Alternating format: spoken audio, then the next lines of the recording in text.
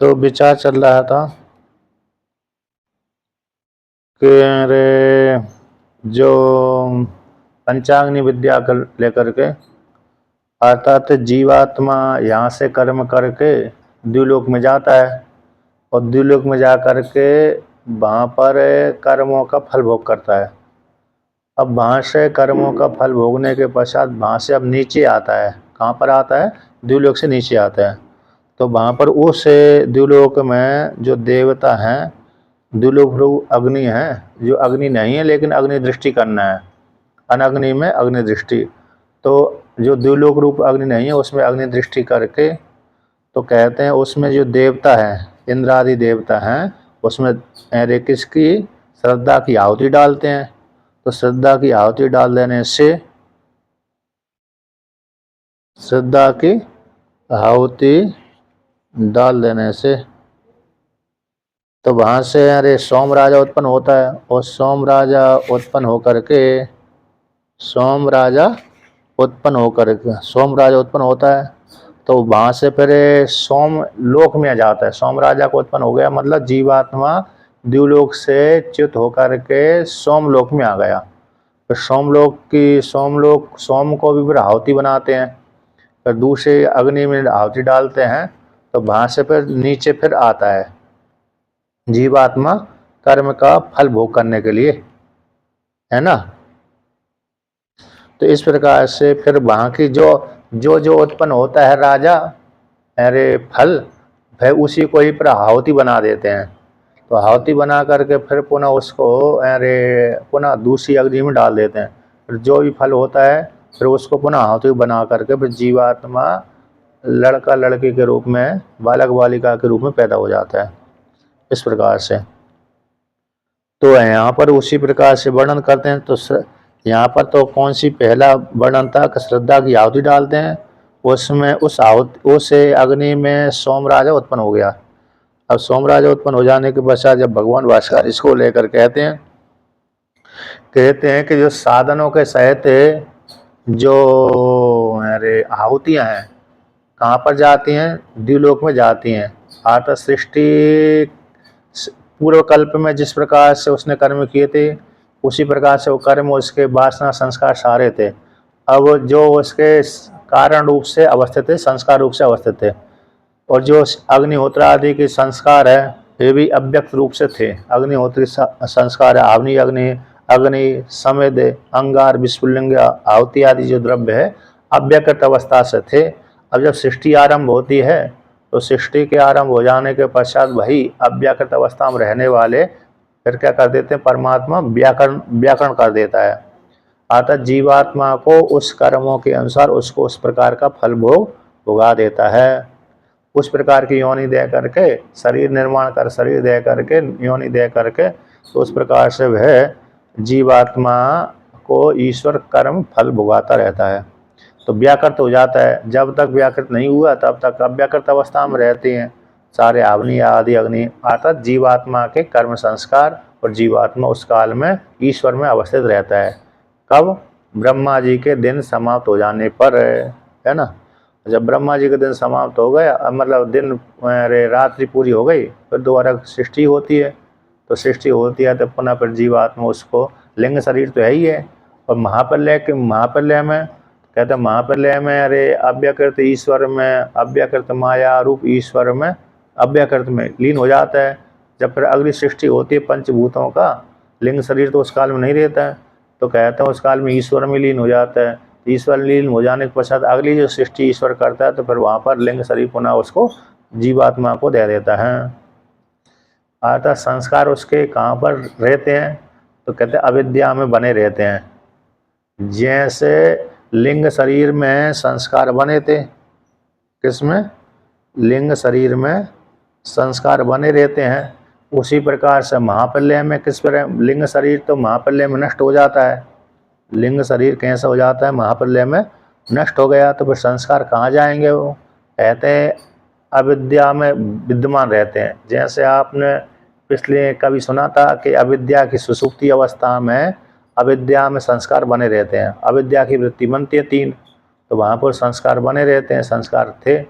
इसलिए वहीं से उसी प्रकार से महाप्रलय में भी अव्याकृत में संस्कार बने रहते हैं, तो उस जीवात्मा के, है कि नहीं।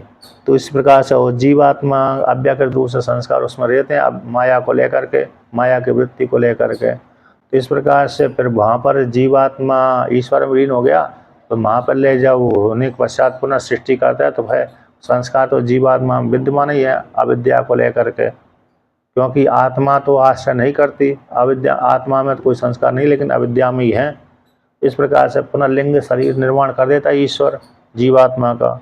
तो लिंग शरीर का निर्माण कर देने के पश्चात फिर वही जो अविद्या में बनी हुई थी वृत्ति, संस्कार बैठे हुए थे, वही मन में आ जाते हैं, लिंग शरीर में आ जाते हैं। इस प्रकार से, क्योंकि लिंग शरीर भी किसका बना हुआ है, यानी प्रकृति का बना हुआ है, माया का ही बना हुआ है। जो हमारा लिंग शरीर है पंचभूतों के द्वारा बना हुआ रहता है, तो वो प्रकृति का कार्य है, माया का कार्य है। इस प्रकार से उसी में विद्यमान हो जाते हैं। पहले सूक्ष्म रूप से थे, कारण रूप से थे, अब कार्य रूप से आ गए। अब पुनः और आगे कहते हैं, इसलिए तो अरे कर्म उसके नहीं थे, संस्कार उसके नहीं थे, आवनी आदि अग्नि नहीं थे, ऐसी बात नहीं, व्याकृत रूप से नहीं थे, अव्याकृत रूप से थे। इस प्रकार से जान लेना चाहिए। अब पुनः और कहते हैं, अग्निहोत्र प्रकरणस्य अर्थम संगृहीतम उपसंगति। अग्निहोत्र के प्रकरण का, जो अग्निहोत्र का प्रकरण चल रहा था वहाँ पर याज्ञवल्क्य और राजा जनक के संवाद को लेकर के, तो ऐसे अग्निहोत्र प्रकरण के अर्थ को संग्रह करके उपसंहार करते हैं। एवं अग्निहोत्र आहुति अपूर्व विपरिणामात्मकम जगत सर्वम इति आहुतयोर एव स्तुत्यर्थत्वेन उत्क्रांत्याद्या लोकम प्रति उत्थायितान्तः षट् पदार्थः कर्म प्रकरणे अधस्तान निर्णीतः। तो यहाँ पर कहते हैं, कहते एवं इस प्रकार से अग्निहोत्र की जो दो आहुति हैं, कौन सी आहुति हैं, दो आहुति, एक प्रातः काल की आहुति अग्निहोत्र की, एक सायं काल की आहुति अग्निहोत्र की, है ना। तो प्रातः काल में अग्नि देवता संबंधी, सूर्य देवता संबंधी और प्रजापति देवता संबंधी आहुति डाली जाती हैं। यानी प्रातः काल की आहुति में 3-4 देवताओं को निमित्त बना करके, 4 से 3 से तो कम होते नहीं है, 4-5 और भी हो जाते हैं, तो 4-5 आहुति, सूर्य देवता, अग्नि देवता, इंद्र देवता, प्रजापति देवता, प्रजापति दोनों में रहता है, तो ऐसे वो चंद्रमा देवता, इन देवताओं के लिए निमित्त से आहुति डाली जाती। उसी प्रकार सायकाल को भी हो जाते, एक आध देवता अलग हो जाते हैं, दूसरे देवता बढ़ जाते हैं उसमें। तो सायकाल और प्रातःकाल की में भी कई आहुति डाली जाते हैं, उसको एक गिन लिया। सायकाल की आहुति में कई आहुति डाली जाती है, उसको एक गिन लिया। ऐसे दो आहुति, उन दो आहुति का आहुति अपूर्व परिणाम, अपूर्व विपरिणात्मकम। अपूर्व का अर्थ हो गया अदृश्य, अदृश्य का अर्थ हो गया पूर्ण पाप, यानी पुण्य। तो अपूर्व यानी पूर्ण, जो आहुति डालेगा तो व्यक्ति पाप थोड़ी होगा, पुण्य ही बनेगा। तो अपूर्व जो अदृष्ट पुण्य है, ऐसे उसका भी परिणात्मक है। तो उसी दो आहुति से उत्पन्न होने वाला जो अपूर्व यानी पुण्य है, उसका विपरिणात्मकम, विपरिणाम, तो विपरिणाम क्या है, जगत है। अर्थात इस प्रकार से आहुति डालने से व्यक्ति को किसका जगत रूप फल की प्राप्ति होती है। तो ऐसी दो आहुति का ही स्तुति के लिए, दो आहुति जो उत्क्रमण करते हैं उसकी स्तुति के रूप से उत्क्रांति आदि, उत्क्रमण से लेकर के इस लोक के आने पर्यंत तक है। उत्क्रांति है आदि में जिसके, ऐसे इस प्रकार से लोक के प्रति उत्थान तक है। जो 6 पदार्थ है, 6 पदार्थ इस प्रकार से आए, आवनी अग्नि, समिद्ध अग्नि, है ना। 6 पदार्थ पीछे आया था, कौन से आया था 6 पदार्थ, अरे गति, स्थिति, गति है, स्थिति है, प्रतिष्ठा है। गति, स्थिति, प्रतिष्ठा कहाँ पर आया था, अरे पीछे वर्णन किया ना 60 पदार्थ, पीछे कहाँ निकल गए।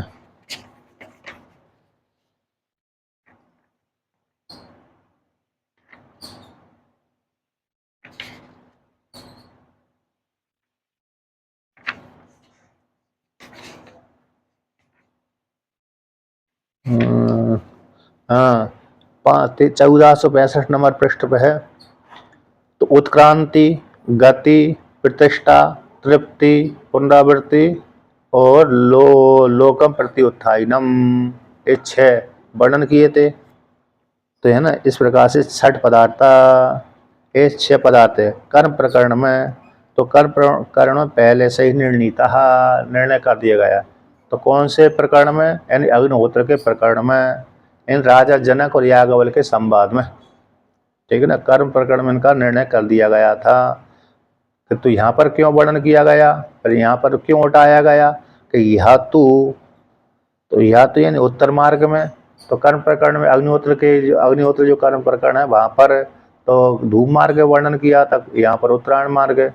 इस प्रकार से तो यह तो कर्तु हो कर्म विभाग के विवक्षायाम द्युलोकादि, तो द्युलोक अग्नि आदि आरंभ, पंचाग्नि दर्शनम उत्तर मार्ग प्रतिपत्ति साधनम, विशिष्ट कर्म फल उपभोगाय विदिते सितम इति द्युलोकाग्नि आदि दर्शनम प्रस्तूयते। किंतु यहाँ पर कहाँ पर? तो विद्या के प्रकरण में, यानी उत्तर मार्ग की प्राप्ति में, उत्तर मार्ग की प्राप्ति के साधन में। ये जो मार्ग है ना उत्तर मार्ग की, तो यहीं पर दोनों का निर्णय हो जाता है, उत्तर मार्ग की प्राप्ति और दक्षिण मार्ग की प्राप्ति। तो अग्निहोत्र आदि के प्रकरण से अग्निहोत्र जो कर्म से व्यक्ति, कर्मकांडी व्यक्ति कहाँ किस मार्ग से जाएगा कि कहते दक्षिणायन मार्ग से जाएगा। और जो उपासक है किस मार्ग से जाएगा? कहते हैं उत्तरायण मार्ग से जाएगा। तो यहाँ पर तो 2 नंबर टिप्पणी में लिखा है प्रकृत ब्राह्मण में, द्वितीय ब्राह्मण में कर्ता का जो कर्म करने वाला कर्ता है, उपासक है, कर्म विपाक विवक्षा, कर्मों का फल, विपाक फल पक गया, कर्म पक गए, अब पक गए हैं तो किस फल को देंगे? तो कर्मों के विपाक की विवक्षा हो जाने पर तो द्युलोक आदि अग्नि से आरंभ किया। द्युलोक अग्नि पहले वर्णन कर दिया। तो द्युलोक यहाँ से व्यक्ति, उपासक व्यक्ति इस मार्ग से जाकर द्युलोक अग्नि को प्राप्त हो जाते हैं, द्युलोक में पहुंच जाते हैं। यानी उपासक, उपासना करने वाला व्यक्ति द्युलोक यानी ब्रह्मलोक, स्वर्गलोक से लेकर के ब्रह्मलोक पर्यंत तक वह इस प्रकार से कर्मों का फल भोगने के लिए पहुंच जाता है। तो द्युलोक रूप अग्नि से आरंभ करके पंचाग्नि दर्शनम, पंचाग्नि विद्या, दर्शन यानी ज्ञान, तो पंचाग्नि ज्ञान का, पंचाग्नि विद्या का उत्तर मार्ग की प्रतिपत्ति का साधन है। पंचाग्नि जो विद्या है वह उत्तर मार्ग की प्राप्ति का साधन है। इस प्रकार से व्यक्ति उत्तर मार्ग से जाते हैं। जितना भी उपासक है, उपासना करने वाले हैं, वह उत्तरायण मार्ग से जाते हैं, ठीक है ना। तो इस प्रकार से तो ऐसे उत्तर मार्ग की प्रतिपत्ति का साधन, तो विशिष्ट कर्म फल उपभोगाय, किस लिए जा रहे हैं कि कर्मों के फल को भोग करने के लिए, उपासना के कर्म समुचित उपासना के द्वारा उत्पन्न होने वाला फल, उस फल को भोगने के लिए जाते हैं। तो विधान करने की इच्छा से विधिष्ठितम इति, तो विधान करने की इच्छा से, कथन करने की इच्छा से द्युलोक आदि, द्युलोक अग्नि आदि दर्शन यहाँ पर स्तूयते, प्रस्तूयते, आरंभीयते, यानी इसकी प्रशंसा की गई है, आरंभ किया गया है। इस प्रकार से जीवात्मा द्युलोक अग्नि के माध्यम से, मतलब यहाँ से उत्तरायण मार्ग से वहाँ पर जाता है, द्युलोक में पहुँच जाता है, वहाँ पर कर्मों का फल भोगता है। और भोगने के पश्चात ज्ञान तो हुआ नहीं था, इसलिए ज्ञान न होने के कारण पुनः इसी लोक में लौट करके आ जाता है। तो इस प्रकार से विशिष्ट कर्म के फल को भोग करने का विधान करने की इच्छा से यहाँ पर द्युलोक अग्नि आदि दर्शन का आरंभ किया जा रहा है, प्रस्तवन किया जा रहा है, प्रस्तुयते, आरंभ किया जा रहा है, ठीक ना। इस प्रकार से जीवात्मा उपासक क्या है, कर्मों के फल भोग करने के लिए उस लोक में जाता है। अब पुनः और आगे कहते हैं ब्राह्मण प्रवृत्ति अविधाय असौ वै लोको इत्याग्नि, वाक्य प्रवृत्ति।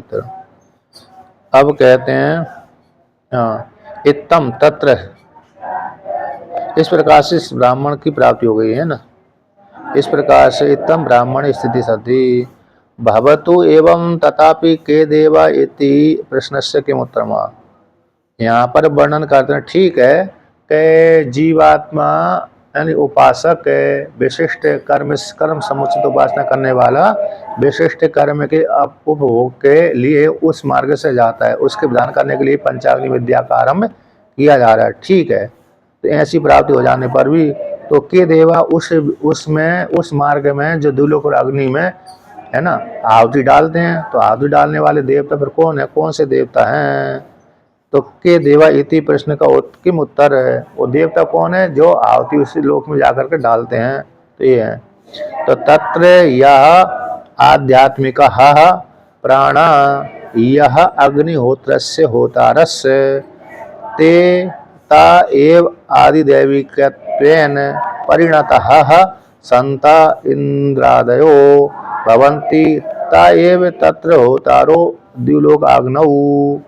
कहते हैं तत्र इस प्रकार से पंचाग्नि विद्या की प्राप्ति हो जाने पर, इस प्रकार के दर्शन की प्राप्ति हो जाने, दर्शन का आरंभ किए जाने पर उक्त नीति से मतलब इस प्रकार से 6 उत्तरायण विशिष्ट कर्म के फल भोग करने के लिए व्यक्ति को इस प्रकार उत्तरायण मार्ग की प्रतिपादन किया गया है। पंचाग्नि विद्या का आरंभ किया जा रहा है।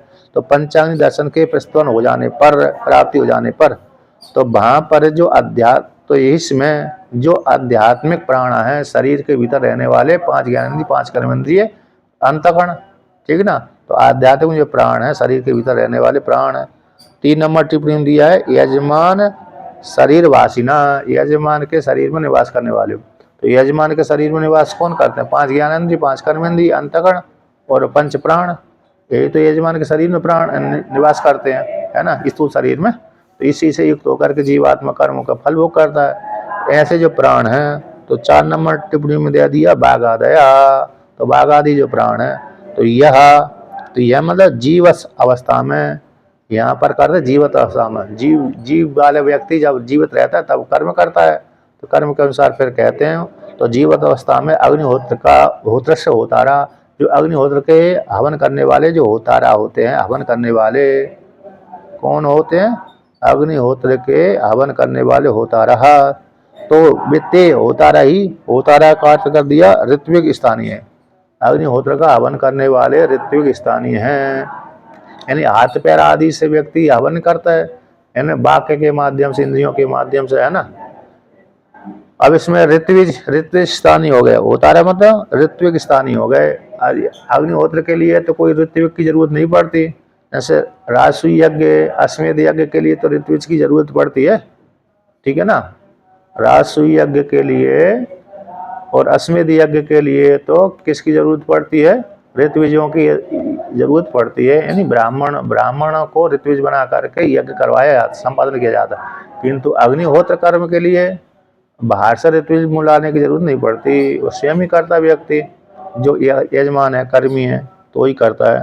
तो ऐसे जो अरे अग्निहोत्र के होतारा हैं, ते वे ही आदिदैविक रूप से, ते वे ही जो होतारा हैं, यानी ऋत्विक स्थानीय हो गए, जो 5 ज्ञानेंद्रिय 5 कर्मेंद्रिय 5 प्राण और अंतःकरण, तो वे ही आदिदेव रूप से परिणता।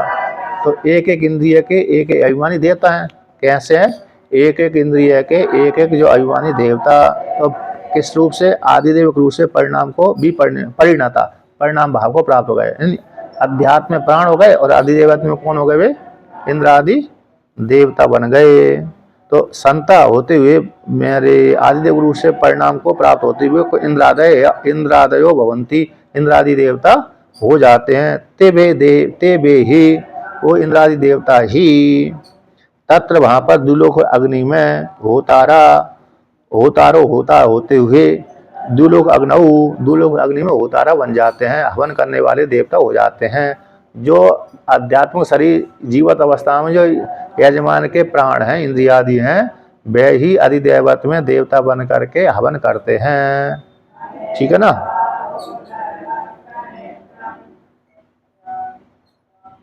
अब कहते हैं तेचा कथम तेसाम तत्र होतृत्वम।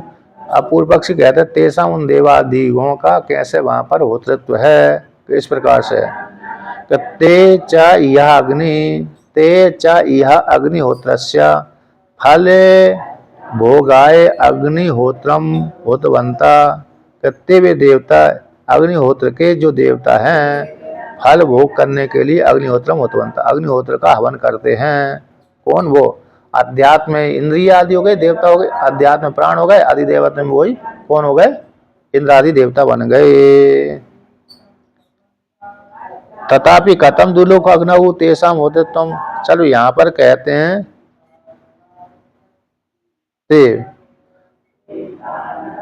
यहाँ से ये पंक्ति हो गए ते, जो शरीर यजमान के शरीर के भीतर रहने वाले बाघादि इंद्रिय हैं, ते वे ही बाघादि इंद्रिय अग्निहोत्र के यजमान, अग्निहोत्र कर्म करने वाले यजमान का फल भोग करने के लिए अग्निहोत्र का हवन करते हैं। कौन? इंद्रिय आदि देवता, पंच प्राण, पांच ज्ञानेंद्रिय, पांच कर्मेंद्रिय, पंच प्राण और अंतःकरण। जो अब अध्यात्म में जो इस प्रकार से हवन कर रहे हैं अग्निहोत्र अग्नि में, तो वे ही आदिदेवत में, तो ते एव फल परिणाम काले अपि तत्फल भोक्तृत्वाद तत्र तत्र होते तुम प्रतिपद्यन्ते ततः विपरिणाम माना देव शब्द वाच्या संता। तो ते वे जो यजमान के शरीर के भीतर रहने वाली बाघादि इंद्रियां हैं। तो फल परिणाम काल में अध्यात्म हो गई ना, लिंग शरीर तो बना ही रहेगा, लिंग शरीर को छोड़ नहीं सकते, ठीक है ना, लिंग शरीर तो रहेगा ही। तो वैसे जो आदि अध्यात्म शरीर हो गया, लिंग शरीर ही है, और अधिदेवत में वो देवता का रूप धारण कर लेते हैं, तो वहां पर भी लिंग शरीर बना रहता है, लेकिन अभिमान देवता पृथक पृथक भी है। तो ऐसे फल भोग करने के लिए, तो फल भोग करने के लिए 7 नंबर टिप्पणी दी है फल परिणाम, यानी अग्निहोत्र आदि अपूर्व का, अग्निहोत्र आदि से उत्पन्न होने वाला अपूर्व, अग्निहोत्र आदि उपलक्षण कर्म कांड से उत्पन्न होने वाला अपूर्व पूर्ण रूप जो अपूर्व है, उस अपूर्व का फलात्मना। अब फल रूप से परिणाम को प्राप्त हो गया, तो फल रूप से परिणाम काल में, काल की प्राप्ति हो जाने पर आधा फल क्या हो गया कि वहां पर द्विलोक में गया व्यक्ति फल भोगेगा, ठीक है ना। और फल भोगने के पश्चात फिर इस लोक में आएगा, भोगने के पश्चात फिर भोग लेगा जब पूर्ण, जैसे हमने 1 लाख रुपए कमा लिए, अब कमाने के पश्चात हम उस किसी होटल में गए अथवा कहीं भी गए, तो जब तक हमने हमारे पास में पैसा थे तो हमने भोग लिए, और फिर वहाँ से हम दोबारा फिर वहाँ से निकल आते हैं उस होटल से, मतलब जिस क्षेत्र से गए हैं जहाँ भोग भोगने के लिए, उस क्षेत्र से लौट करके पुनः अपने घर पर रह जाते हैं, फिर कमाते हैं, फिर इच्छा हो गई फिर भोगने के लिए जाते हैं, इस प्रकार से। तो उसी प्रकार से यहाँ पर अग्निहोत्र तो कहते हैं फल का परिणाम के काल की प्राप्ति हो जाने पर, तो तत् फल के उपभोक्तित्व, उस फल के भोक्ता वाले हो जाने से तस् यजमान उसके कर्मों का फल भोक्ता हो जाता है। तो तत्र तत्र वहीं पर, कहीं पर कहते हैं दुलोक और अग्नि में, तत्र तत्र वहीं पर, दो लोग अग्नि में वो अधिदेवत जो देवता हैं होतृत्व प्रतिपद्यन्ते, होत्री होता उसे प्राप्त होते हैं, अतः उस यजमान के कर्मों को फल भोगाते हैं। तथा उसी प्रकार से वह अदृष्ट अपूर्व ही विपरिणाम माना, तो विपरिणाम भाव को प्राप्त होता हुआ कहते हैं देव शब्द वाच्य संता, देवता शब्द को प्राप्त हो जाते हैं, है ना। अर्थात जीवात्मा का जो अपूर्व है, इस प्रकार से द्विलोक अग्नि में जाकर के, मतलब द्विलोक रूप लोक दिव्य लोक में जाकर के वहां पर जीवात्मा को कर्म उस प्रकार के फल भोगाते हैं, तो देवता शब्द से कहलाते हैं। वो जो होतृत्व है शरीर के भीतर रहने वाले बाघादि इंद्रिय है, वही देवता शब्द से कहे जाते हैं। कहाँ पर?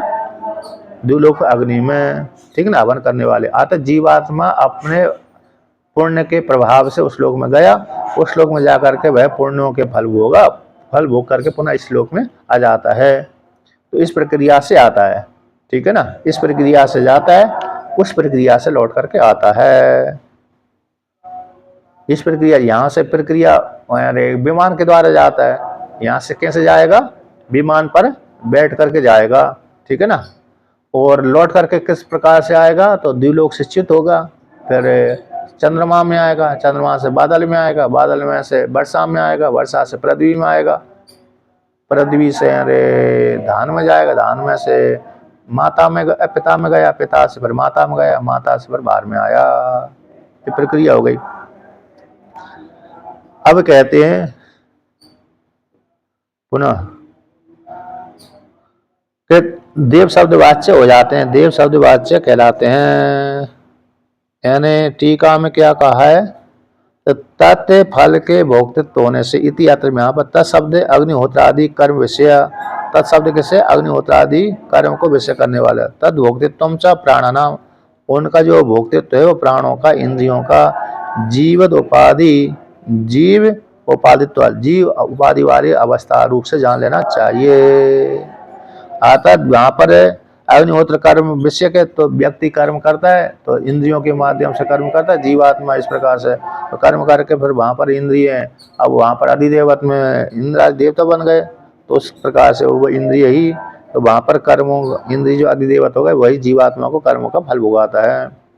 तो उसी प्रकार से द्वीप पर्जन्य आदि तथा तथा, उसी प्रकार से तथा तथा शब्द है ना, बी परिणाम माना देव शब्द वाच्य वसंता, तो द्यू है पर्जन्य आदि संबंध योग्य आकारण यावत है, तो वहां पर जैसे द्विलोक अग्नि में इस प्रकार के देवता बन गए है ना, भाई देवता इस प्रकार से हवन करते हैं द्विलोक अग्नि में, तो अरे पर्जन्य रूप अग्नि में वही देवता इस प्रकार से हवन करते हैं, फिर अरे पृथ्वी रूप अग्नि में इस प्रकार से हवन करते हैं, फिर पुरुष रूप अग्नि में इस प्रकार से हवन करते हैं, स्त्री रूप अग्नि में इस प्रकार से हवन करते हैं, इस प्रकार से आकार रूप से परिणाम को प्राप्त होते रहते हैं।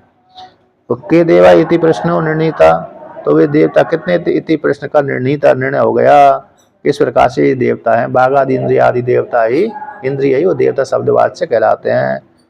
तो निर्णीता कहते हैं संप्रति, अब सिस्टम प्रश्न द्वयम निर्णय तुम, अब प्रश्न द्वय को निर्णय करने के लिए कहते हैं, क्या कहते हैं, अत्र च यत पयो द्रव्यम अग्निहोत्र कर्माश्रय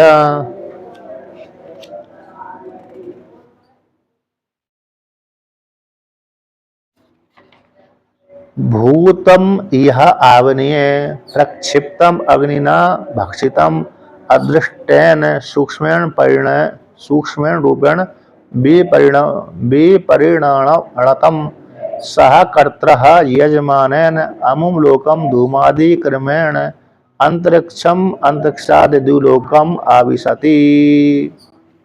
कहते हैं अत्र मतलब का अर्थ जीवत अवस्थायाम, जीवत अवस्था में जो यजमान कर्म करता है, अग्निहोत्री यजमान जो कर्म करता है, तो यत पय है, द्रव्य है, पय द्रव्य आदि को लेकर के, तो पय शब्द दूध हो गया, पय यानी दूध, दूध दही घृत है ना, शहद और लपसी और जौ आदि के द्वारा जो आती है, चावल आदि के माध्यम से, जौ आदि के माध्यम से, तो जो पय द्रव्य आदि अग्निहोत्र जो कर्म के आश्रय हैं, अग्निहोत्र कर्म के आश्रय, तो आश्रय भूत होती आवनी अग्नि में डाले जाते हैं। कौन से डाले जाते हैं, जब व्यक्ति कर्म करता है तो दूध दही घृत कहीं तो डालता है, घृत की आहुति देता है ना, तो इस प्रकार से दूध की भी आहुति देता है, घृत की भी आहुति देता है, जो चावल आदि भी देता है। तो ऐसे जो द्रव्य स्थानीय है अग्निहोत्र प्रकरण में, अग्निहोत्र कर्म के आश्रय है, अन्य इसके इनके माध्यम से कर्म किए जाते हैं। 9 नंबर टिप्पणी में क्या लिखा है, क्रिया कर्म आश्रयभूत है, जो क्रिया कर्म के आश्रयभूत है, इस प्रकार से कर्म करके व्यक्ति द्रव्य को उसमें आवनी अग्नि में डालते हैं क्रिया के माध्यम से। तो प्रक्षिप्त डालते हुए अग्निना भक्षितम, अग्नि के द्वारा भक्षितम, तो वह तो द्रव्य तो अग्नि के द्वारा भक्षण कर लिया गया है, दूध दही घृत आदि जो है वो अग्नि के द्वारा भक्षण कर लिया गया। अग्नि के द्वारा भक्षण हो जाने से, अग्नि के द्वारा भक्षण हो जाने से अब उससे क्या बन गया, एक अदृष्ट अपूर्व, तो अदृष्ट यानी वह अपूर्व अपर पर्यायण, अदृष्ट हो गया अपूर्व का अपर पर्याय होगा, अदृष्ट बन गया, अदृष्ट का अर्थ हो गया पूर्ण, तो पूर्ण बन जाने से तो वह पूर्ण सूक्ष्म रूप से विपरिणाम भाव को प्राप्त हो गया सूक्ष्म रूप से। अब जो पूर्ण जीवात्मा का जोड़ता रहता है, जो भी कर्म करता है वो जोड़ता रहता है। अब जब जीवात्मा का पूरा अरे भोग समाप्त हो गया, मतलब स्थूल शरीर जितना ब्रह्मा जी ने लिखी थी लिपि कर्म के अनुसार, उतनी लिपि उसकी पूरी हो गई, आत्म मरण अवस्था को प्राप्त होगा, मर गया, क्या हो गया, 100 साल तक, जितने साल तक उसकी उम्र आयु थी उतने साल तक जी करके मर गया। अब मर गया तो वह अब उत्क्रमण करते हैं, वही अदृष्ट पूर्ण अदृष्ट उसको लेके जाता है, आहुति रूप जो अदृष्ट है, जो परिणाम को प्राप्त हुई आहुति रूप अदृष्ट उसको लेके जा रहा है। तो कर्ता यानी यजमान, यजमान है ना, कर्ता यजमान के साथ अमुलोकम, इस लोक को, अदर शब्द का रूप है, तो परलोक को, तो कौन से लोक को, परलोक को, द्विलोक को, तो धूमादि क्रमेण, तो धूमादि क्रम से जाता है। यानी कर्मी है, केवल कर्मी है तो धूम मार्ग से जाएगा, और कर्म समुच्चय उपासना वाला है तो उत्तरायण मार्ग से जाएगा। तो इसलिए आदि शब्द से उत्तरायण मार्ग भी ले लेना चाहिए। तो इस प्रकार से धूमादि क्रम से अंतरिक्ष लोक को प्रवेश कर जाता है। और अंतरिक्ष साध है कहते दूलोकम अविशति, अंतरिक्ष लोक से फिर कहाँ जाएगा? दूलोक में जाएगा। जैसे दिन में मरा हुआ चाहे रात में मरा हुआ, जैसे उपासक हो गया दिन के अभिमानी देवता, फिर शुक्ल पक्ष के अभिमानी देवता, फिर उत्तरायण के अभिमानी देवता, फिर सूर्य को प्राप्त होकर के फिर वहां से उत्तरायण चंद्रमा वायु देवता को लेकर के फिर ब्रह्मलोक पहुंच जाता है। और जो कर्मी है, केवल कर्मी है तो रात के अभिमान, दिन को मरे चाहे रात को तो रात के अभिमानी देवता को, शुक्ल कृष्ण पक्ष के अभिमानी देवता को, दक्षिणायन के अभिमानी देवता को, फिर चंद्रमा को। ठीक है ना, संवत्सर तक समान है, संवत्सर तक दोनों का समान है। संवत्सर के पश्चात फिर एक चंद्रमा मार्ग से चला जाता है, एक सूर्य मार्ग से चला जाता है।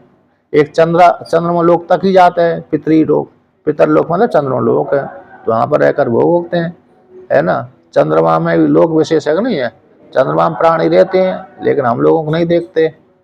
अब हम लोगों को मतलब क्यों नहीं देखते? क्योंकि योग साधना कमजोर है।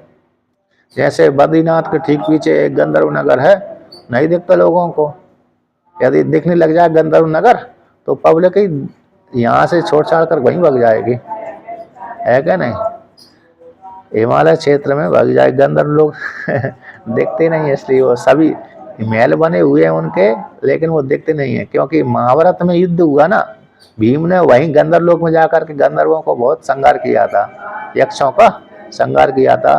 ध्रुव जी का युद्ध हुआ था बद्रीनाथ के ठीक ऊपर, जो वो धारा मनु अरे वसुधारा है ना, तो वहां पर कई हजार अरे सैनिकों को मारा था, यक्षों को। तो वहीं पर भयंकर युद्ध हुआ था। तो युद्ध क्षेत्र भी है, तो इसलिए वहीं पर सीधा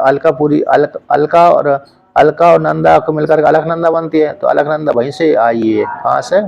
बद्रीनाथ के ठीक पीछे से। लेकिन पत्थर दिखते हैं वो तो हम लोगों को, बर्फ पत्थर जल।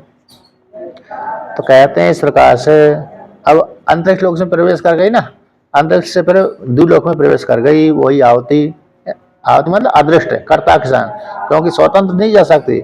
स्वतंत्र आहुति जड़ है, किसको भोगाएगी वो? चेतन जड़ तो अरे भोगता नहीं, चेतन ही भोगता है जड़ के माध्यम से, है ना। तो इसलिए कर्ता के सहित जाता है, अंतःकरण में अंतःकरण के माध्यम से जीवात्मा भोगता है। न स्वतंत्र चेतन भी नहीं भोगता, स्वतंत्र जड़ भी नहीं भोगता, बीच का मिला हुआ भोगता है। क्योंकि स्वतंत्र चेतन में भी भोग सामर्थ्य नहीं है, और स्वतंत्र जड़ में भी भोग सामर्थ्य नहीं है, तो इसलिए बीच का मिला हुआ ही भोगता है। इस प्रकार से जान लेना चाहिए।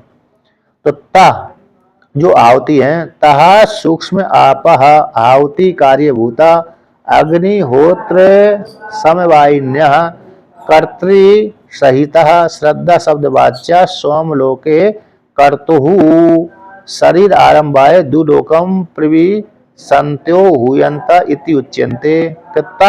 वो सूक्ष्म अपूर्वीभूता, अपूर्व भाव को प्राप्त होगा। वही जो आहुति अदृष्ट पूर्ण आहुतियां हैं, अपूर्व भाव को प्राप्त हुई, अदृष्ट भाव को प्राप्त होते हुई सूक्ष्म आप यानी जल प्रदान होकर के आहुति, जो आहुति के कार्यभूत है मतलब अदृष्ट है, तो आहुति कार्यभूत है जो आप है। अग्निहोत्र संवाद है, जिसका अग्निहोत्र के साथ संबंध है, अग्निहोत्र के माध्यम से इस प्रकार से। क्योंकि व्यक्ति जब कर्म करता है तो बिना जल के कर्म नहीं करता। वैदिक जो कर्म होते हैं तो वैदिक कर्म बिना जल के नहीं होते। इस उपासना अलग हो गई, और कर्म तो भाई जल लेनी पड़ेगी। जैसे युद्ध में भी कभी कभी वहां पर आचमन करते हैं ना, वो कौन योद्धा के ब्रह्मास्त्र का संधान करते तो आचमन करते हैं वो। कभी कभी करते हैं, कभी कभी प्रसंग आता है, कभी कभी नहीं भी आता है, आचमन करके प्रयोग कर देते हैं। कभी कभी युद्ध क्षेत्र में तो शुद्ध ही रहते हैं, तो आचमन करने की जरूरत नहीं, उस काल में कंठस्थ हो रहता है, उनका आ जाता है। तो कहते हैं वो जो सूक्ष्म भाव को प्राप्त हुई, आप जो आहुति कार्यभूत जल है, और जो अग्निहोत्र के साथ संबंध रखने वाला है, ऐसी जो जल अपूर्वभूता जो जल है, कर्ता सहिता, कर्ता के सहित यानी अदृष्ट, जो कर्ता के सहित उसको श्रद्धा शब्द वाच्या, श्रद्धा शब्द के द्वारा कही जाते हैं। कौन? वो दो आहुति का अदृष्ट है, दो आहुति रूप अदृष्ट है, वे श्रद्धा शब्द के द्वारा कही जाती है।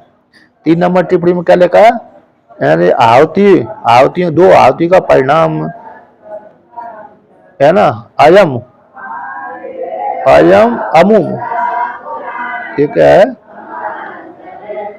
परिणामो अयम उग्रस है ना, ऊर्ग से है, ऊर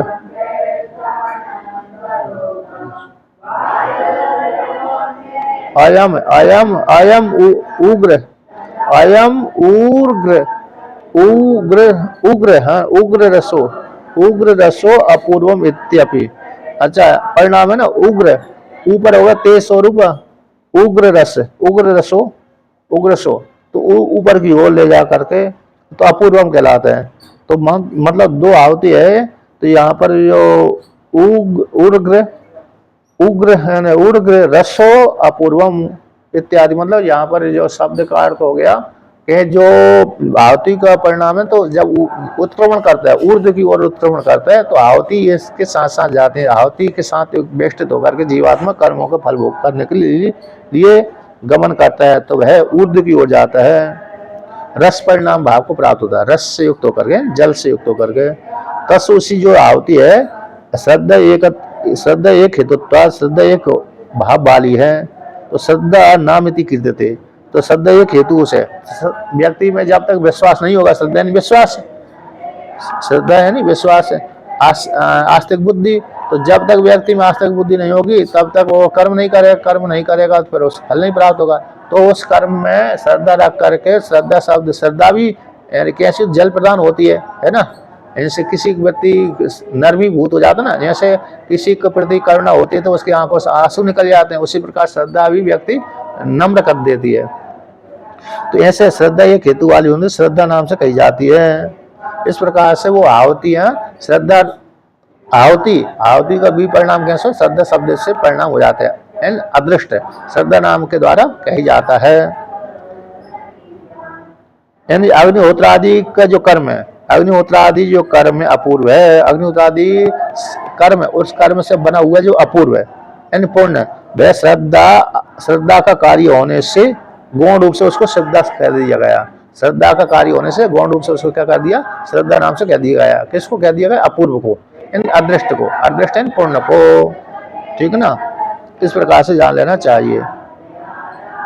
अब कहते हैं कर्ता के सहित श्रद्धा शब्द वाच्य हो करके जो आहुतियां यानी अपूर्व अदृष्ट जो श्रद्धा नाम से कही जाती हैं, वो सोमलोक में जाकर के कर्ता के सहित, सोमलोक में कर्ता के सहित शरीर आरंभ का है, तो शरीर के आरंभ करने के लिए दुलोक में वो दोनों आहुतियां यानी अदृष्ट प्रवेश कर जाती कर्ता से युक्त होकर के। तो दुलोक में प्रवेश संति, तो वहां पर हुयंती थी उच्चनते। तो जब श्रद्धा नामक आहुति का दुलोक अग्नि में हवन किया जाता है, तो इस प्रकार से इंद्रादि देवता हवन करते हैं, सोम राजा पैदा होता है, तो दुलोक अग्नि में प्रवेश कर जाते हैं। 4 नंबर टिप्पणी में क्या लिखा है? श्रद्धा शब्द से कही गई भूतांतर के सहित है, वे सोमादि स्वरूपात्मक को परिणाम को प्राप्त होने वाली, अपूर्व रूप से परिणाम भाव को प्राप्त होने वाली जो जल है, कर्ता के शरीर के आरंभ के लिए दुलोक में प्रवेश कर जाती है, इसलिए उनको होम इति कहते हैं। अतः जीवात्मा को कर्मों का फल भोगाने के लिए वहां पर हवन किया जाता है आहुति का।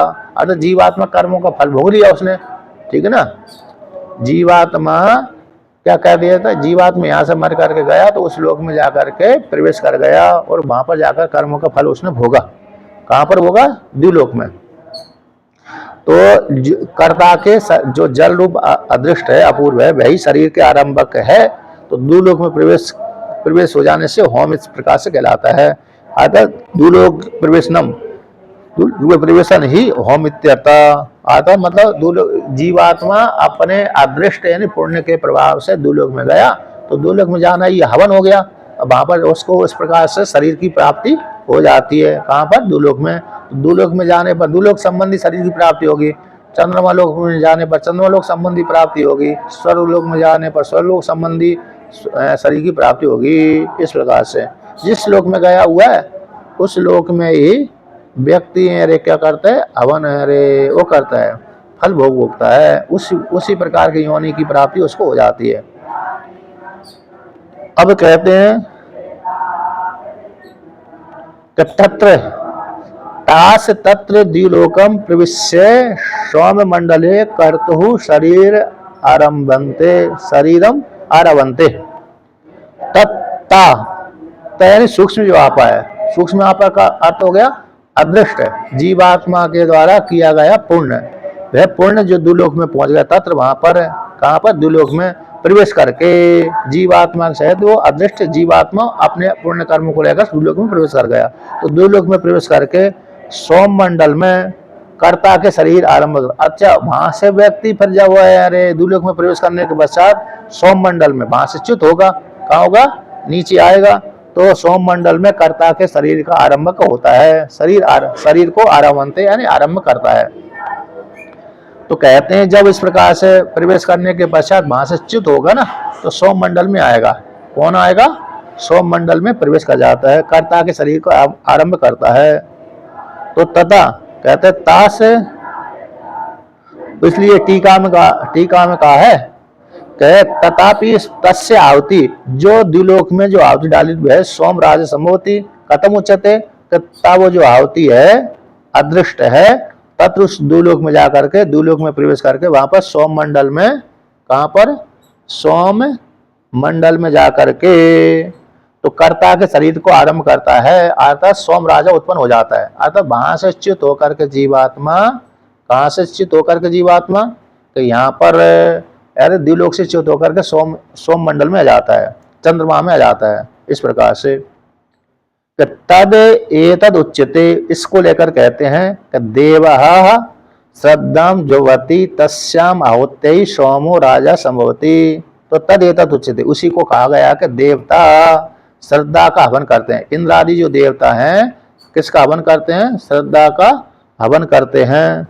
तो तस्य आहुत्या, तो यहाँ पर वर्णन करते तस्य आहुत्या, उसमें तस्य आहुत्या का अर्थ हो गया द्विलोक अग्नि में आहुति कर देने से, देवताओं के द्वारा आहुति किए जाने से, उससे क्या हो जाएगा कि उस आहुति से, अग्नि से, आहुति से सोमो राजा संभवती, सोम राजा की उत्पत्ति होती है।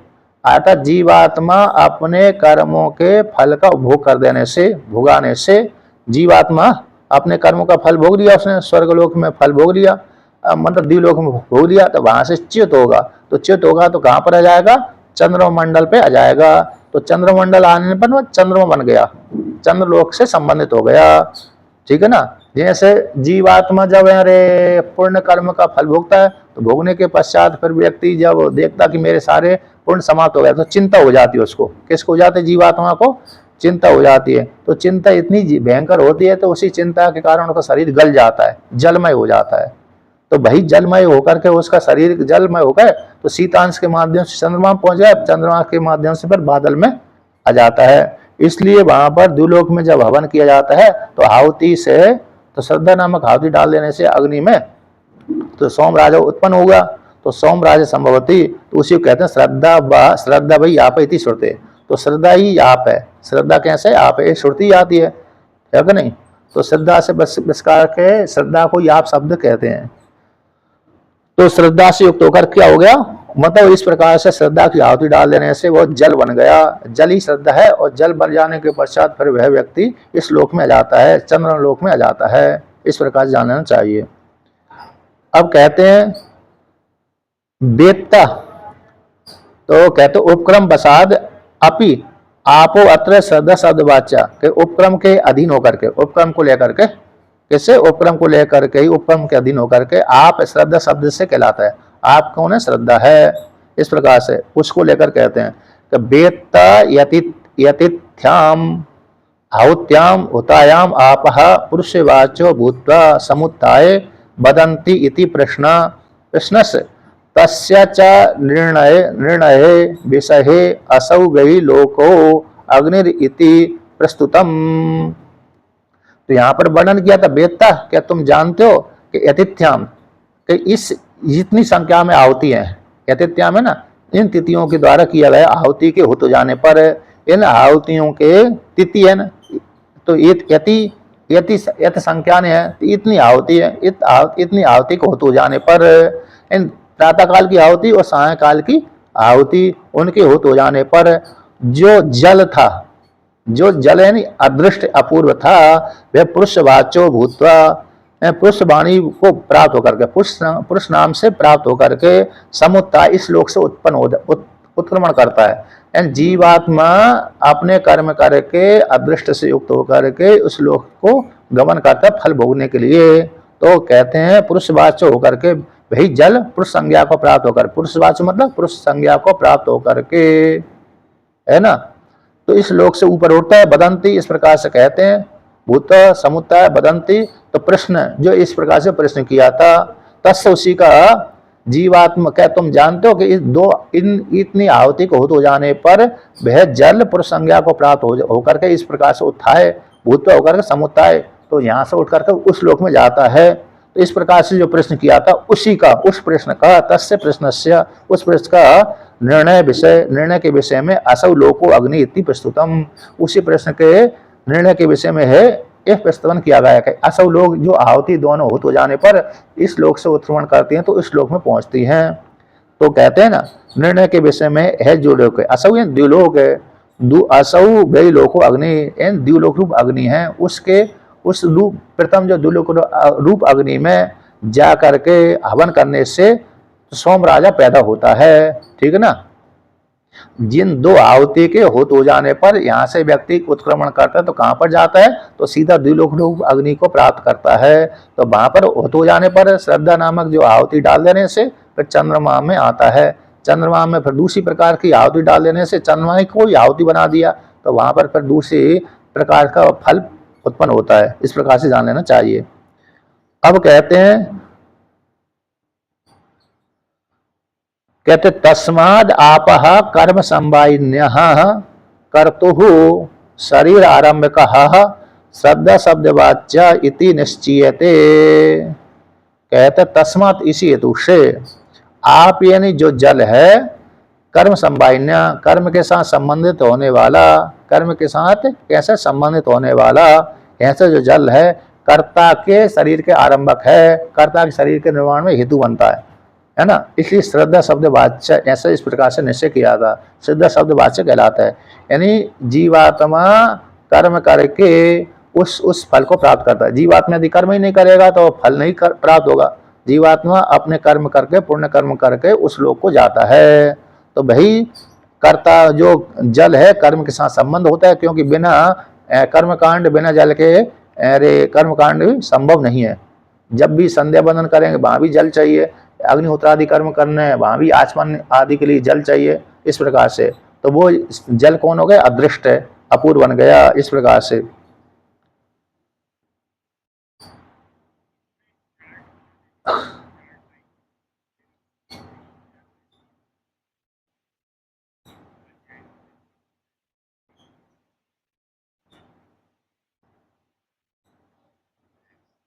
नहीं ना, तो आता है संग्रह, हाँ आता है, लिख भी देंगे है कि नहीं। तो इस प्रकार से हाँ नहीं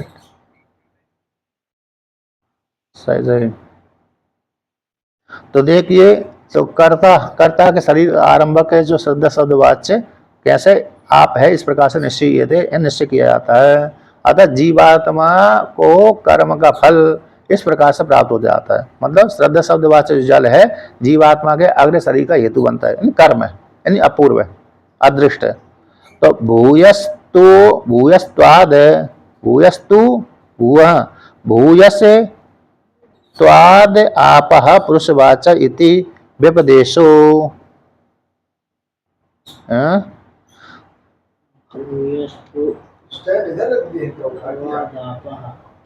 तो भूयस्त्वाद है ना, भूयस्त्वाद आपः पुरुषवाच्य इति व्यपदेशो न तु इतराणि भूतानि न सन्ति इति कर्म प्रयुक्त शरीर आरंभकः। कहते भाई क्या जल ही पुरुष संज्ञा को प्राप्त होता है क्या? यहाँ पर वर्णन किया है अपामे पुरुष शब्द वाच्या नाम शरीर आरंभकत्वात् न भूतांतराणि इति कृत्वा तस्य पंचभूत आरब्धत्व आरब्धत्व अभ्युगमात अभ्युगम भंगस्यादिति। जीवात्मा का तो शरीर पांच भौतिक होता है। जीवात्मा का शरीर कैसे होता है? पांच भौतिक होता है। अब शरीर ही जल ही यदि पुरुष शब्दवाच्य होगा, अपाम पुरुष शब्दवाच्य नाम शरीर आरंभकत्वात्, तो यहाँ से वर्णन किया कि जल पुरुष से शब्दवाच्य को प्राप्त होकर के शरीर का आरंभक होता है, नए शरीर का आरंभक प्राप्ति में हेतु बनता है। अन्य भूत नहीं होते, यानी अग्नि, जल अग्नि है, पृथ्वी है, वायु है, आकाश, ये पांच भूत नहीं होते। ऐसा करके तो पंचभूत, जो पंचभूत आरब्धत्वात् अभ्युगम, जो पहले स्वीकार किया गया कि जो शरीर के आरंभक कौन होते हैं? पांच भूत होते हैं, वो तो भंग हो जाएगा। ऐसी प्राप्त हो जाने पर कहते हैं ना, ऐसी बात नहीं है। मतलब यहाँ पर कैसे जल ही शरीर का आरंभक होता है, ऐसी बात नहीं है। पांच चार भूत और नहीं होते, ऐसी बात नहीं है। कहते तस भूयस्त्वाद आपा, कहते भूयस्त्वाद उन्हें अधिक मात्रा में जल, अधिक जल की मात्रा कैसी अधिक होती है होने कारण, तो भूयस्त्वाद आप पुरुषवाचो इति व्यपदेशो, भूयस्त हो जाने से पुरुषवाची नाम से कहा गया है जल, जल की मात्रा अधिक हो जाने से व्यपदेश कहा गया। न तो इतराणी भूतानि, इतर भूत जो चार भूत है वो नहीं है, ऐसी बात नहीं है। इतर भूतानि, इतराणी भूतानि जो पांच चार भूत है, आकाश, वायु, तेज और पृथ्वी, ये नहीं है, ऐसी बात नहीं है। कर्म प्रयुक्त शरीर आरंभ का, तो आगे के जो कर्म प्रयुक्त होकर के शरीर के आरंभक बनते, पांच भूत ही शरीर के आरंभक बनते, लेकिन जल की मात्रा कैसी अधिक है, ठीक है ना। तो चार भूत नहीं है शरीर के आरंभक में, ऐसी बात नहीं है।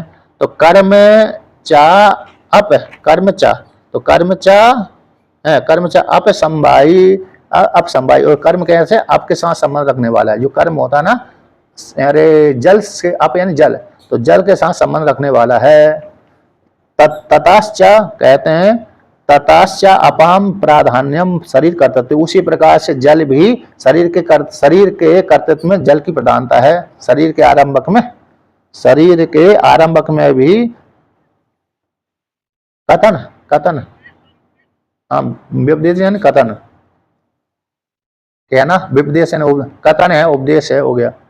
तो उसी प्रकार से कहते हैं शरीर के आरंभक जो कर्म है, उन कर्म का साथ संबंध होता है, कौन का? जल का, यानी शरीर के कर्तापन में जल की प्रधानता है।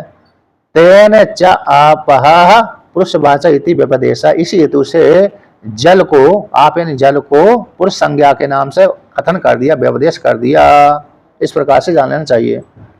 और कहते हैं कर्म करतो ही जन्म आरंभक सर्वत्र, तो कर्म करने, 3 नंबर टिप्पणी में लिखा है ना, कर्म से प्रयुक्त, कर्म करते यानी कर्म प्रयुक्त जो जन्म के आरंभक है, कर्म प्रयुक्त ही जन्म का आरंभ, सर्वत्र सभी जगह व्यक्ति कर्म से ही अगली योनि की प्राप्ति करता है। जिस व्यक्ति का जैसा जैसा कर्म होगा उसी प्रकार से उसको उस प्रकार की फल की प्राप्ति होगी। तत्र यदि अग्निहोत्र आहुति से स्तुति द्वारेण उत्क्रांत्यादयः प्रस्तुत षट पदार्थ अग्निहोत्रे, तथापि वैदिकानि सर्वाणि एव कर्माणि अग्निहोत्रा प्रवृत्तिनि लक्ष्यन्ते। तत्र वहीं पर यद्यपि अग्निहोत्र की आहुति का प्रस्ताव किया गया कर्मकांड में, तत्र वहां पर कर्मकांड में, तो कहते तत्र अन्यथा कर्मकृत नहीं मानेंगे तो तत्र यहाँ पर सुख दुख भेद का उपभोग की संभव नहीं होगा। इसलिए वहां पर कैसे है, कहते वहां पर कर्म अपूर्व शब्दवाच्य भूत सूक्ष्म, जो भूत सूक्ष्म सर्वत्र शरीर आरंभक होते हैं। कथम पूर्व अग्निहोत्र आहुति, दोनों आहुति व्यस्तम जगत आरंभकम, कहते जहां पर कहते हैं तत्र, ऐसे कहते हैं पंचभूति सूक्ष्म भूति शरीर के आरंभक होते हैं। और कैसे दो आहुति ही व्यस्त रूप से जगत के आरंभक होंगी, जबकि पंचभूति शरीर के आरंभक होती हैं, जगत के आरंभक होती हैं, शरीर के आरंभक होती हैं। तो आपने कैसे कह दिया कि 2 ही आहुति शरीर के आरंभक होती हैं। तो ऐसी प्राप्ति हो जाने पर कहते हैं यद्यपि अग्निहोत्र प्रकरण में तो आहुति का जो प्रस्तवन किया गया, अग्निहोत्र प्रकरण में जो आहुति का स्तवन किया गया, तो आहुति स्तुति द्वार के द्वारा उत्क्रांति आदि जो उत्क्रमण किया गया, उत्क्रांति आदि प्रस्तुत किया गया। 6 पदार्थ, तो 6 पदार्थ कौन से कर दी गए, तो उत्क्रमण है, गति है, प्रतिष्ठा है ना, वो प्रति लौट करके आ जाना है, उस लोक में रहना इत्यादि जो 6 पदार्थ अग्निहोत्र में कहे गए हैं। तथापि तो वहां से उसको लेकर के दोनों दोनों आहुति को लेकर कह दी गए, आरंभ किए गए। किंतु कहते वैदिकानि सर्वाणी, जो सारे वैदिक कर्म है, सारे वैदिक कर्म अग्निहोत्र प्रवृत्तानि लक्ष्यन्ते, अग्निहोत्र शब्द से सारे वैदिक कर्म लक्षित हो जाते हैं। अतः सारे कर्म किसका, सारे कर्मों के माध्यम से जीवात्मा उस लोक फल को प्राप्त करता है। जिस जिस जीवात्मा ने जो जो कर्म किए होंगे, अच्छे वाले कर्म किए तो अच्छे लोगों को गया, और खराब कर्म किया तो खराब लोगों को गया। तो यहाँ पर वैदिक कर्म, सारे वैदिक कर्मों से अग्निहोत्र शब्द से किसको ले लेना चाहिए, सारे वैदिक कर्म को ले लेना चाहिए। उनके माध्यम से, वैदिक कर्म के माध्यम से व्यक्ति उस श्लोक फल को प्राप्त कर लेता है, भोगने के लिए चला जाता है। और कहते हैं दारा अग्नि संबंधम ही पांगतम कर्म प्रस्तुत उक्तम। और वहां पर कहा गया कि दारा दारा अग्नि संबंधम, क्योंकि अग्नि का संबंध कब होता है, दारा के साथ है। तो दारा अग्नि संबंध ही पांगत कर्म है। पांगत जो कर्म है 5 प्रकार के पदार्थों से मिला हुआ है ना। तो जो पांगत कर्म छांदोग्य उपनिषद में पांगत कर्म आए हैं, और बृहदारण्यक उपनिषद में भी प्रथम अध्याय में आया है पांगत कर्म। ऐसे जो पांगत कर्म है, तो कहते हैं वह पांगत कर्म दारा अग्नि संबंधम, दारा इन पत्नी के साथ संबंध रखने वाला पांगत कर्म प्रस्तुतम उक्तम, प्रस्तुत किया गया, उक्त कहा गया है। 1 नंबर है ना, मन है, ये 1 नंबर टिप्पणी में लिखा है। तो मन है, बाक है, मन है, बाक है, प्राण है, चक्षु श्रोत्र, ये 5 के द्वारा साध्य है। 1 नंबर टिप्पणी में मन, बाक, प्राण, चक्षु श्रोत्रों के द्वारा पांचों के द्वारा साध्य होता है। तो आत्म जाया प्रजाम, आत्मा हो गई, स्वयं का शरीर हो गया, स्वयं हो गया, यजमान हो गया, जाया पत्नी हो गई, प्रजा हो गई, संतान हो गई, वित्त हो गया, लौकिक वित्त हो गया, और विद्या हो गई, दैविक वित्त हो गया। इनके द्वारा तो साध्य ये पांगत कर्म कहलाता है। दोनों प्रकार के 5 पांगत कर दिया। एक तो मन है, बाक है, प्राण है, चक्षु श्रोत्र 5 कह दिया, अथवा आत्मा स्वयं के द्वारा, यजमान जायन पत्नी के द्वारा, प्रजा के द्वारा, इन संतान के द्वारा, वित्त के द्वारा, लौकिक वित्त, और विद्या के द्वारा, इनके द्वारा साध होता है। पांगत कर्म है। वहां पर पीछे वर्णन कर दिया गया था प्रजापति ने, है ना। छांदोग्य उपनिषद में भी आया है, और बृहदारण्यक के प्रथम अध्याय में आया है। तो इसलिए कर्मणा प्रतिलोक इति, तो पीछे वर्णन कर दिया गया था कि एक कर्म के द्वारा व्यक्ति प्रतिलोक को जीतता है। कर्म के द्वारा पितृलोक है, चंद्रलोक है। पितृलोक का अर्थ हो गया चंद्रमा लोक है। तो चंद्रमा लोक को जीत लेता है। कर्म के द्वारा किस लोक को जीतता है व्यक्ति, पितृलोक को, इन चंद्रमा लोक को प्राप्त होता है। बक्षति, और आगे भी कहेंगे यहाँ पर बक्षति च अयम अतः ये यज्ञ न दान तपसा लोकान जयंती, इस प्रकार से यज्ञ के जो यजमान है, यज्ञ के द्वारा, दान के द्वारा, तपस्या के द्वारा उन लोगों को जीत लेता है। दान के द्वारा, यज्ञ के द्वारा, तपस्या के द्वारा, कर्म को लेकर के, और उपासना के माध्यम से जीवात्मा उस श्लोक को जीत लेता। आगे भी वर्णन करेंगे। कहाँ पर वर्णन करेंगे, 4 नंबर 6:2-16 में करेंगे। तो आगे जीवात्मा अपने अपने पुण्य कर्म के प्रभाव से, जैसा उसने पुण्य किया उस प्रकार से उस श्लोक को चला जाएगा। तो उस श्लोक को जीत लेगा, दान के द्वारा, पुण्य के द्वारा, दान के द्वारा, यज्ञ के द्वारा, और तपस्या के द्वारा, यानी उपासना के द्वारा। तो उपासना के द्वारा ब्रह्म लोक जीत लेता है, सूर्य लोक को जीत लेता है, अन्य लोक को जीत लेता है। इस प्रकार से वर्णन किया। तो मतलब यहाँ पर आहुति शब्द से, अग्निहोत्र आहुति शब्द से सारे वैदिक कर्म ग्रहण कर लेना चाहिए। जैसे जैसे जीवात्मा जो जो कर्म किए थे, उसी के अनुसार उसको, जीवात्मा को उस प्रकार के फल की प्राप्ति होती है। इस प्रकार से जान लेना चाहिए। ठीक है, अब आगे के पार्ट पर कल करते हैं।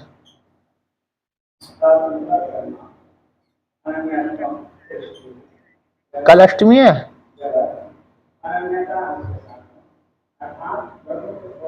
तो कल अष्टमी है, तो छुट्टी रही कल अष्टमी तो। अच्छा, मैं तो भूल ही गया था। ठीक है, तो कल अष्टमी छुट्टी रखते हैं, और क्या है। अच्छा, दो तिथि इकट्ठी हो गई थी।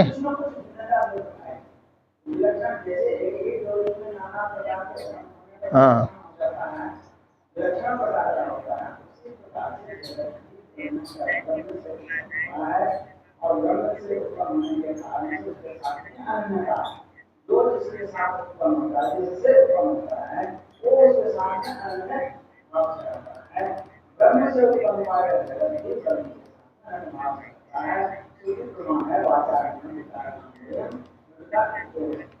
वाणी कारण के घर शोभा परिया इत्यादि को न आदि नाम ले लें अलग अलग जिससे बनेगा पात्रों का अलग अलग नमो नारायण जय।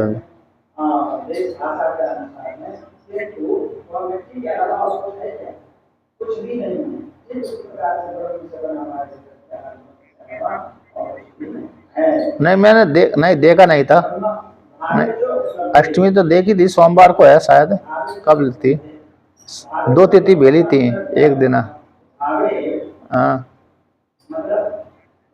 हाँ तो अष्ट है स्मार्तों की पहले रहेगी, बाद में वैष्णवों की रहेगी। हम लोग स्मार्त में आते ना, तो स्मार्त की है।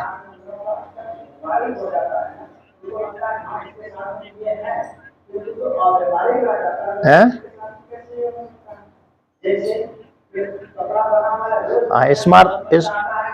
स्मार्तों की पहले रहती है, तो हम सभी तो स्मार्त ही हैं, वैष्णव है नहीं है। तो वैष्णवों की एक दिन बाद में हो सकती, दो अष्टमियाँ तो वैष्णवों की बाद में रहेगी, हम लोगों की पहले रहेगी, है क्या नहीं? कल ही रखते हो उसमें क्या? कल ही रखते हो उसमें क्या?